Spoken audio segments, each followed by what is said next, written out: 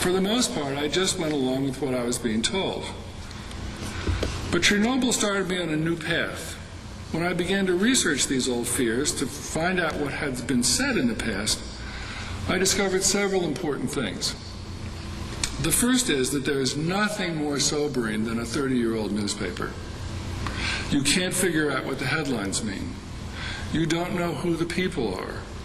Theodore Green, John Sparkman, George Reedy, Jack Watson, Kenneth Duberstein, Don Regan, some of those you may know here. But you thumb through page after page of vanished concerns, issues that apparently were vitally important at the time and now don't matter at all. It's amazing how many pressing concerns are literally of the moment. They won't matter in 6 months and certainly not in 6 years. And if they won't matter then, are they really worth our attention now? But as David Brinkley once said, the one function TV news performs very well is that when there is no news, we give it to you with the same emphasis as if there were. The second thing I discovered was that attempts to provoke fear tended to employ a certain kind of stereotypic, very intense language. For example, here's a climate quote. We simply cannot afford to gamble by ignoring it. We cannot risk inaction. Those scientists who say we are merely entering a period of climatic instability are acting irresponsibly. The indications that our climate can soon change for the worse are too strong to be reasonably ignored. That's familiar language, isn't it? But it's not about global warming, it's about global cooling. Fear of the new ice age. Is anybody here worried about a new ice age? Is anybody upset that we didn't act now back then to stockpile food and all the other things we were warned we had to do? Here's a quote from a famous 1970s computer study that predicted a dire future for mankind unless we act now. We are unanimously convinced that rapid radical redressment of the present unbalanced and dangerously deteriorating world situation is the primary task facing mankind. Concerted international measures and joint long-term planning will be necessary on a scale and scope without precedent. This supreme effort is founded on a basic change in values and goals at individual, national, and world levels. Okay, now, let's just look at the words for a minute. Rapid, radical redressment, unbalanced, dangerously deteriorating world situations, scale and scope without precedent, supreme effort, basic change in values. That was actually to avoid all the termination of resources that occurred in the 1990s that we all remember so well. Here's a third quote from Paul Ehrlich's Population Bomb. The operation, that is reducing population, will demand many apparently brutal and heartless decisions. The pain may be intense, but the disease is so far advanced that only with radical surgery does the patient have a chance to survive. Are you getting a sense about the sameness? Here's a quote from the UN. History offers no example of a parallel threat on a global, national, or even local scale. To wait and see invites disaster. I'm going to jump to the bottom. A worldwide strategic mobilization similar to the effort required by World War II must be developed in the weeks ahead. Now, that one's about Y2K. Everybody's forgotten Y2K, so let me remind you what was predicted 6 years ago. This authority says things are only going to get more confusing. Absolute certainty will never come, but he predicts at least a 12-month disruption of basic goods and services, including no electrical power, no clean water, no telecommunications, shortages of food, gas, clothing, widespread bank failures, stock market crash, dramatic drop in real estate values, economic depression, widespread unemployment, civil unrest, riots, and general lawlessness. This is actually one of the more conservative estimates. Here's one that predicts a meltdown of civilization as we know it. Can't get any stronger than that. What actually happened? Well, as we know, essentially nothing. But notice the urgent language. The situation is desperate, unprecedented action is necessary, ordinary values have to be pushed aside, and anyone who disagrees is dangerous and reactionary. Terror, fear, and the end of civilization.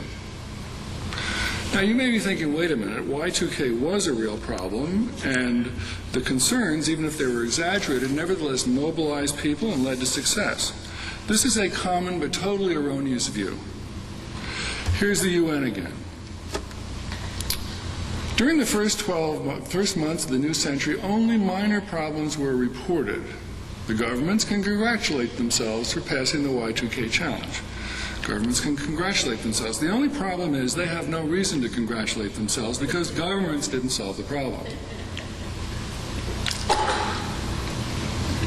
The U.S. government, for example, spent about $6 billion, but Citibank alone spent nearly $1 billion. And total U.S. expenditures were $100 billion, which means that the government spent 6% of the total. Here's another way to look at it. Now, would Citibank have spent the money to fix its Y2K problem without government urging? Of course, because not to do so would have put them out of business. The same with other banks and businesses around the world. Yet government takes the credit. Here again is the U.S. government contribution here. Now, to encourage what is happening anyway is a common procedure in many areas of advocacy. For example, it now seems clear that despite the warnings of Paul Ehrlich and others, we are not going to have a population explosion of 14 billion people and mass starvation. How did we avoid this explosion? Because, the head of Planned Parenthood once explained to me, because everybody in the world listened to Ehrlich and got busy stopping population growth. This is a view that only an academic can hold. I was astonished that she could be so uninformed about her own particular subject area. Ehrlich may be a celebrity in the West. He was on the Johnny Carson show something like 25 times. But his advocacy had little to do with solving the problem of population because that problem was already being solved by itself by the time he wrote the book. Here's a graph from the World Bank. It's not very easy to understand, but then it's from the World Bank.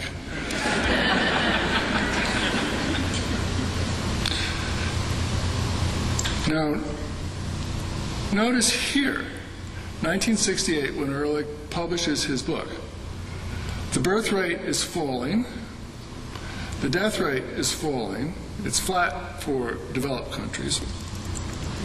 So in effect, fertility is being reduced and has been reduced for about 10 years. So Ehrlich is urging people to do what they're already in the process of doing for about a decade. It's not clear to me whether he knew this or not. But certainly when he said the battle to feed all of humanity is over, at this late date nothing can prevent a substantial increase in the world death rate, then he was simply wrong. As you see, after his book appeared, the death rate fell in the developing countries and was flat in the developed countries. Now this kind of a message, crying out in desperation to urge what's already happening, isn't unique. We have a contemporary example in the call of politicians and activists to end our dependence on fossil fuels and move to a carbon-neutral lifestyle. Their call to action is, however, just a bit late. According to Jesse Ausubel of the Rockefeller Institute, the industrialized nations have been decarbonizing their energy sources for 150 years, meaning that we are moving away from carbon toward hydrogen. In other words, the ratio of carbon to hydrogen decreases as you go from wood and hay, which is about 1:1, to coal, to oil, to gas, where it's 1:4. Here's an illustration from one of Ausubel's articles. Hydrogen is in blue, and whatever color this looks like to you is carbon in the middle.